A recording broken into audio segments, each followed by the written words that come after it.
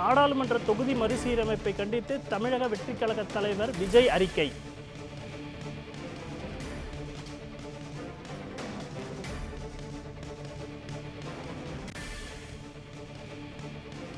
கூடுதல் விவரங்களோடு நமது பத்திரிகையாளர் சாமுவேல் எபினேசரன் இணைந்திருக்கிறார்.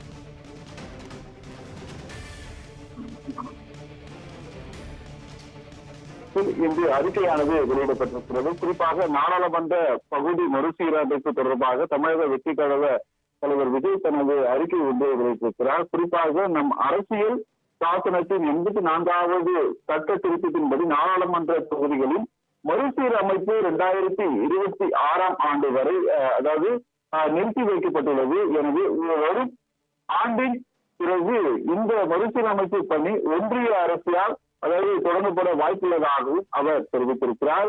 இவ்வகையில் இந்த மறுசீரமைப்பு நடைபெறும் என்பது அதற்கு தெளிவாக தெரிவிக்கவில்லை என்றும் அவர் தனது அறிக்கையின் வாயிலாக தெரிவித்திருக்கிறார். குறிப்பாக இன்றைய தினம் தமிழ்நாடு அரசு சார்பாக தமிழ்நாடு முதலமைச்சர் மு.க.ஸ்டாலின் தலைமையில் இன்று சென்னை தலைமைச் செயலகத்தில் நடைபெற இருக்கக்கூடிய அனைத்து கட்சி கூட்டத்தில் அதாவது தொகுதி மறுசீரமைப்பு தொடர்பாக அதாவது பேச இருக்கின்றனர். இந்த வகையில் தற்போது தாவேகா தலைவர் விஜய் தனது கருத்தினை பதிவு செய்திருக்கிறார். குறிப்பாக இந்த நாடாளுமன்ற தொகுதி மறுசீரமைப்பில் அதாவது கடந்த 50 ஆண்டுகளில் கல்வி, சுகாதாரம் மற்றும் குடும்ப கட்டுப்பாடு முதலீட்டு செய்து தனது மக்கள் தொகை வளர்ச்சியை திட்ட கட்டுப்பாட்டில் உள்ள தமிழ்நாடு மற்றும் இதர மாநிலங்களுக்கு இன்று ஒரு பெரும் தண்டனையை அறியவும் அதே போல இருக்கிறாகவும் அதே போல தற்போது இருக்கக்கூடிய நாடாளுமன்ற தொகுதிகள்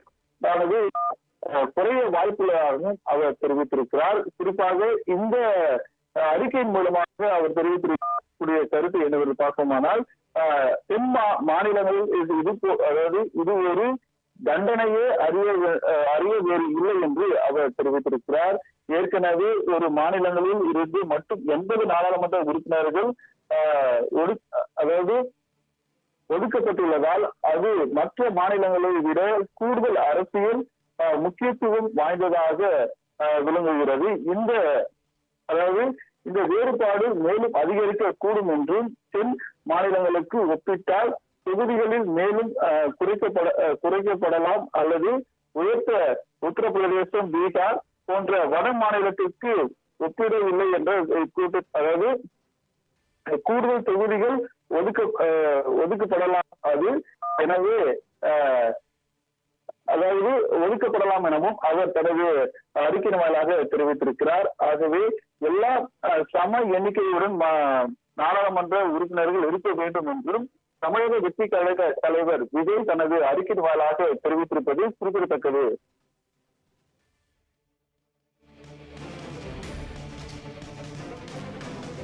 இணைப்பிலிருந்து உங்களை தகவலை பதிவு வச்சதுக்கு நன்றி சாமுவேல்.